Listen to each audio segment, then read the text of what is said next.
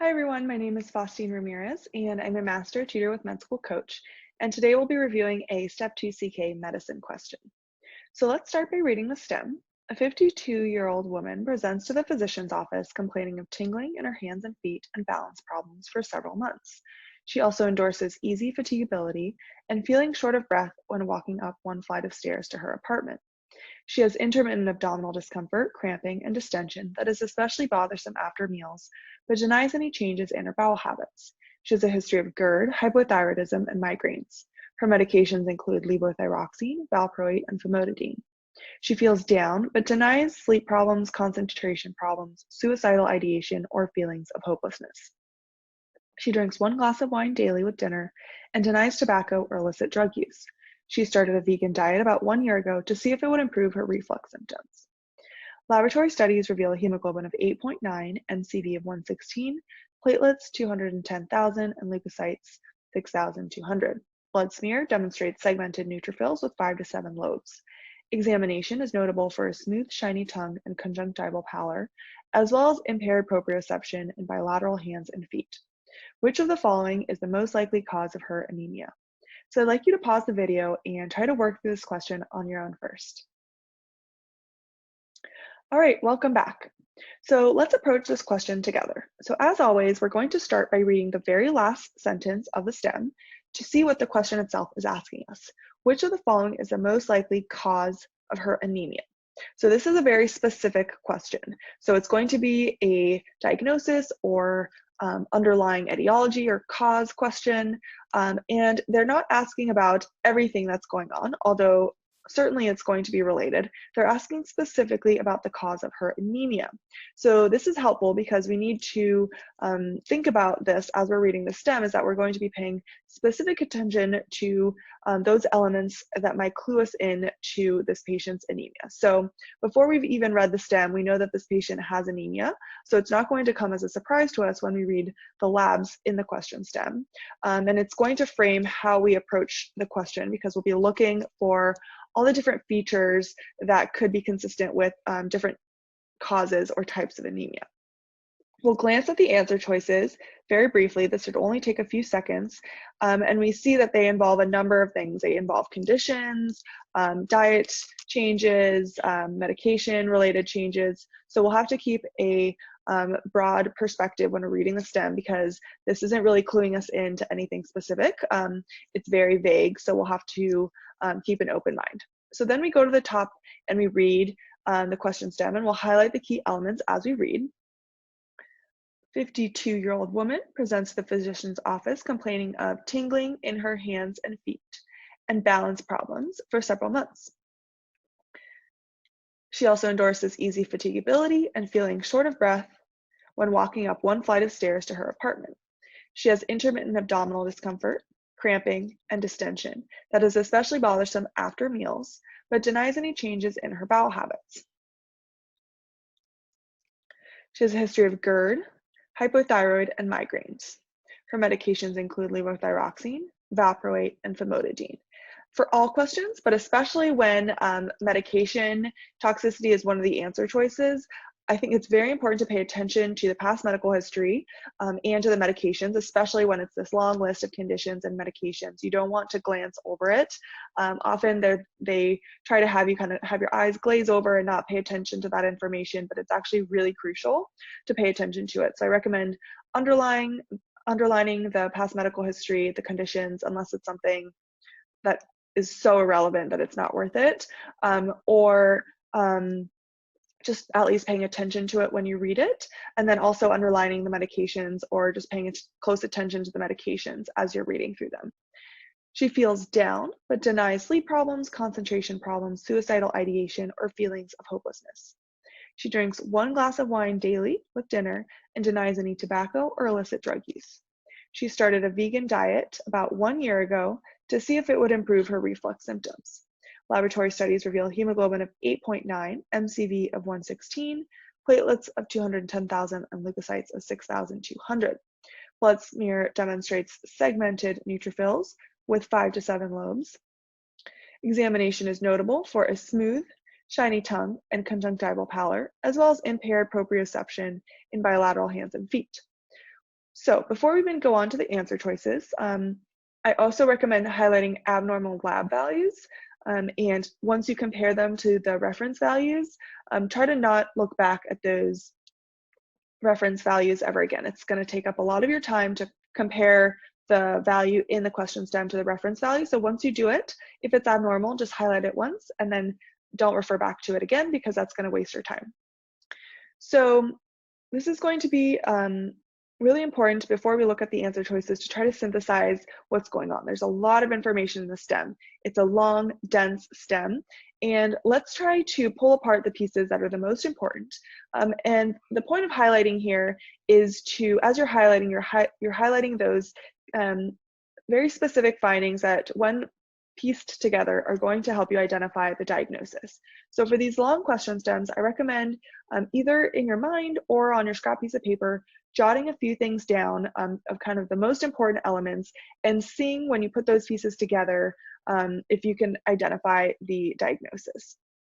So before we start, we know that this is a question about anemia. So anemia is one of those topics where it's really important to have a strong framework for how we approach anemia. And most of us have learned the framework of it being either microcytic, normocytic, or macrocytic, and that's what I recommend using. So whenever you have an anemia question, I think that the first step is to identify what bucket it falls into. So we're given the hemoglobin of 8.9, which is quite low, an MCV of 116, and the other cell lines are fine. So we're not dealing with a pancytopenia question, which would change our differential diagnosis. We're dealing just with a true anemia of the red blood cell line. And based on the MCV being 116, we're dealing with a macrocytic anemia.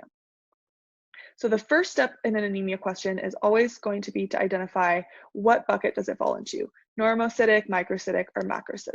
So now we're in the macrocytic bucket. So that's the first thing we need to do. And then the second step is going to be within macrocytic, there are basically two main categories. And so again, you want to go down your algorithm for anemias and think about, within the macrocytic anemia category, what is the next branching point? And the next branching point is whether it's megaloblastic or not. And you may remember megaloblastic means that there are numerous lobes, and usually we use the number 5 or more, as the defining feature for megaloblastic anemia. So the next step in our algorithm for anemia is going to be, is this megaloblastic or not? And we're told that the blood smear shows segmented neutrophils with 5 to 7 lobes. So we're falling within the category of megaloblastic anemia. And once you get into this category, there really are only two major diagnoses that you need to know about. They're very high yield and you need to know a lot of details about them, but the two main diagnoses that fall into this category are going to be either B12 deficiency or folate deficiency. And so once we have, now that we have this framework, then we can go into the question stem and pull apart those pieces of information that are going to help us differentiate between B12 and folate. And there's a lot of information here and a lot of red herrings, so we're going to have to pay close attention to this information. So as I'm reading, I'm going to point out a few elements that help me differentiate between these two. And again, remember, this is a question about cause. So we also want to pull apart those pieces that can help us identify the cause. So first, let's look at other associated symptoms. So this patient has some neurologic symptoms, tingling in the hands and feet, and balance problems. She also has some shortness of breath. Well, that's pretty nonspecific. Most patients with this degree of anemia will have some fatigue and shortness of breath. So that's not that helpful. She also has intermittent abdominal discomfort, cramping, and distension. And it's a little unclear what this is referring to. This is also a little bit nonspecific. It's not like a slam dunk diagnosis, but I think it's, as we'll see, it's going to be important, but it may not be exactly clear right this second why that's important, but we'll come back to it. It's also bothersome after meals, but no changes in her bowel habits. And so that is important, and we'll see why. The past medical history is also important. So of these, hypothyroidism sometimes is associated with macrocytic anemia, so we'll highlight that. The medications, again, this is important because some medications are associated with certain types of megaloblastic anemia. So we'll read, and of all of them, the one that's probably the most concerning is valproate, because we know anti-epileptics have a lot of side effects. So let's highlight that. And then her mood, this is not super relevant here. She's feeling a little bit down. She doesn't have any symptoms of depression, so we're reassured. She does drink 1 glass of wine daily, and we know that alcoholism is associated with anemia, so that's important. And then finally, she started a vegan diet. Aha, this is also important, right? We know that veganism can be associated with anemia. And then finally, the exam is notable for smooth, shiny tongue. And again, you might not know what this is referring to, but that's okay. We can figure this out even without that piece of information. And then the pallor, this is also non-specific. And then impaired proprioception in the bilateral hands and feet. So this is a neurologic abnormality. So now that we look at the associated symptoms, when we see anemia plus both objective and subjective signs of peripheral neuropathy, this should make us think of one of these 2 causes. Do you remember what it is? So the combination of anemia plus peripheral neuropathy is consistent with B12 deficiency. Now, there's enough information here where we might, especially when we don't know exactly what's going on with the GI symptoms and the tongue, we still want to keep an open mind as we're going through these answer choices, but we're going to be focusing more on B12 deficiency. The combination of these 2 is cluing you in that this is B12 deficiency, but I think it's important in these questions when we don't know exactly what's going on to still think broadly about these other clues in the stem. So now now that we've narrowed it down from anemia to macrocytic anemia to megaloblastic anemia, and now with this exam finding and the complaints of balance problems and tingling, we are thinking that this is B12 deficiency causing megaloblastic anemia. Now, let's go through the answer choices and see if we can cross some of these out based on these other clues that we identified in the stem. So dietary restriction. So we know that patients who are on strict vegan diets are at risk of B12 deficiency. The key here is to identify the time course. So this is testing your knowledge of the fact that you have to be vegan for at least 4 to 5 years before developing being able to develop B12 deficiency, because your B12 stores last for a long time in your body. And so someone who's been a vegan for 1 year, that's not long enough to develop B12 deficiency anemia. You have to have been a strict vegan for usually around 4 to 5 years to deplete your B12 stores to develop B12 deficiency anemia. So dietary restriction here, this is testing your knowledge of that specific piece of information, and that's an important thing that you should know and remember because it's very high yield for the boards. So we can cross A out because although the patient is vegan, she's not been vegan for long enough. Medication toxicity. So you may remember that one of the anti-epileptics specifically is associated with megaloblastic anemia. And so if you weren't sure what was going on, you might be tempted to pick B because you recognize valproate, you know anti-epileptics have a lot of side effects, and you know that one of them, and you're not sure which one is associated with megaloblastic anemia. So after this question, you will remember that it's in fact not valproate, but it is phenytoin that is associated with megaloblastic anemia.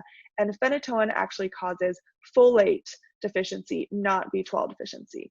So B is wrong because this was here just as a red herring, but it's in fact phenytoin that is associated with folate deficiency. So it has nothing to do with B12 deficiency.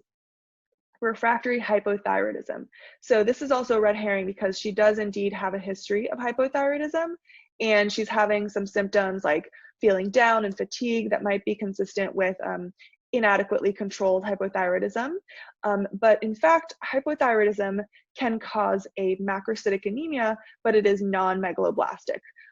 So if there was no evidence of the megaloblastic anemia, if it was just macrocytic and there's no other better answer, this could have been correct. But in her case, this was here again as a red herring because we know she specifically has megaloblastic anemia because of the 5 to 7 lobes. And so hypothyroidism causes a non-megaloblastic macrocytic anemia. So that's wrong. alcohol use. So she drinks 1 glass of wine daily with dinner. Now, for someone who just drinks 1 glass of wine, that is typically still within normal limits. However, if you drink 1 glass of wine daily for your entire life, that certainly could put you at risk of developing anemia. And you may remember that alcoholism is also associated with macrocytic anemia, but this tends to be really chronic alcoholism with larger amounts than just 1 glass. And this also leads to a folate deficiency causing megaloblastic anemia, not to B12 deficiency. So we can cross that one out. So then we're left with E and F. And really, it comes down to these 2 answer choices. One, because besides dietary restriction, these are the only 2 that specifically cause B12 deficiency, and we do know based on the neurologic symptoms that we're in this category of B12 deficiency, most likely. And then it comes down to, is this terminal ileitis or atrophic gastritis? And these both have something to do with the GI tract, and we know that she's having some GI symptoms. So the key here is going to be to differentiate between ileitis or gastritis. And so you may remember that Crohn's disease is associated with B12 deficiency because you get inflammation of the terminal ileum. So answer E might have been getting at just another word to describe inflammation of the terminal ileum, which is often seen in Crohn's. So based on her symptoms, we have to decide whether she has Crohn's or some other GI condition associated with B12 deficiency. So looking at her symptoms, she has some discomfort, cramping, and distension that's worse after meals, but she doesn't have any changes in her bowel habits. So this was really the crux of this, of differentiating this. One of the pieces is that without any change in her bowel habits, without diarrhea, without bloody stools, she just doesn't have enough here that would be concerning for Crohn's disease. Just the cramping itself without the diarrhea or any changes in her stool is not sufficient to be consistent with Crohn's disease. And lastly, we also have this last piece of information, the smooth, shiny tongue. And this, if you knew what this was referring to, this was truly a giveaway, and you would know the answer right away. And if you don't know it, it's really high yield, and so we're going to review it now. So this smooth, shiny tongue is what we would call atrophic glossitis. And atrophic glossitis is seen in a condition that's also associated with B12 deficiency anemia, and that is pernicious anemia. And so let's take a moment to review pernicious anemia, because after this question, you should be able to recognize it. Again, a very high yield, and it's a pattern that I want you to be able to pick up on right away.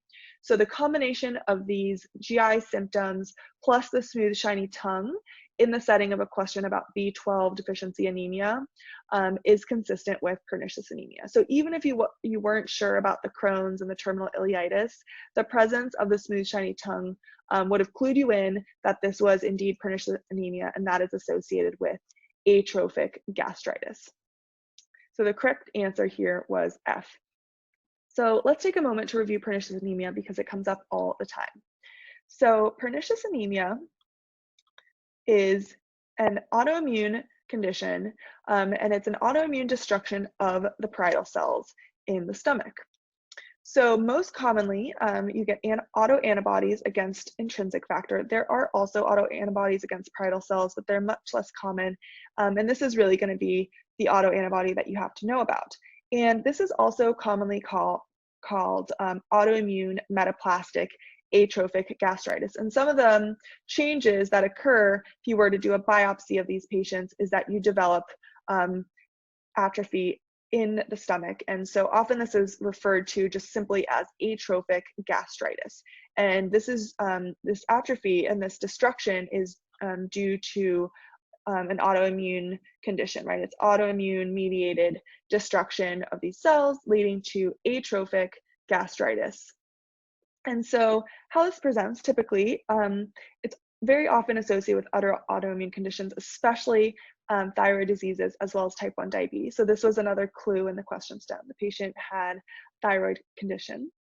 And loss of intrinsic factor because of the destruction of these parietal cells leads to B12 deficiency. Remember that intrinsic factor is required for absorption of B12 in the terminal ileum. And if you don't have intrinsic factor made in your stomach, you're not going to be able to absorb your B12. So although this doesn't affect the ileum itself, which is where B12 is absorbed, it does affect the parietal cells, and that's where intrinsic factor is produced. And so without the intrinsic factor, you're going to get a B12 deficiency. And so you'll have all the classic findings of B12 deficiency, including a macrocytic megaloblastic anemia with elevated MCV. And although the definition of this is greater than 100, we actually typically see this greater than 110 even. That should really clue you in that it's one of the megaloblastic causes, although it could be, in the high 100s, and that would still be consistent. You get hypersegmented neutrophils with 5 lobes or more. And remember that the MMA level can help you differentiate between B12 and folate deficiency. MMA will be elevated in B12 deficiency, but not in folate deficiency.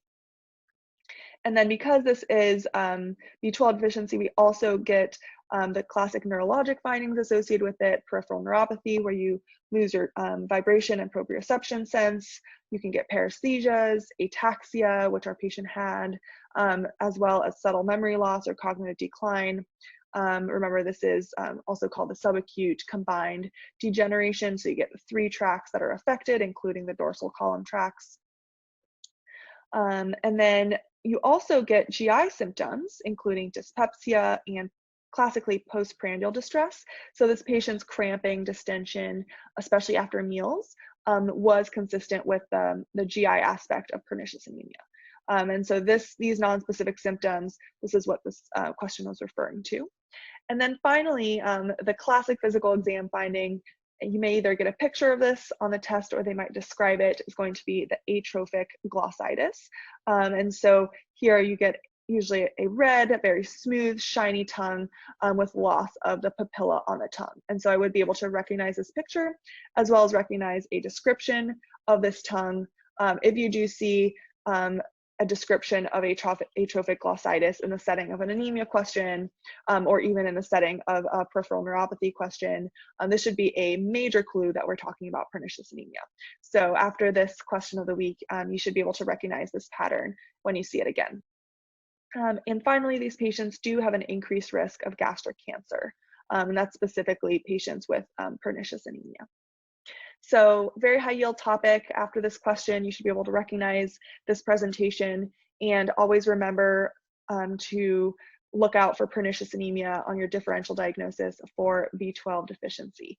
I also recommend reviewing your framework for the anemias, and when you approach an anemia question, always starting with breaking it down by microcytic, normocytic, and macrocytic, and then within those categories, trying to further differentiate, go down that algorithm. So in macrocytic, your next step would be, is it megaloblastic or not? And then within those categories, thinking of your differential for each of those. The same is also true, for example, for normocytic anemia, where you would use your reticulocyte count as your next branching point in that algorithm. So that wraps up our question of the week, and thank you so much for listening.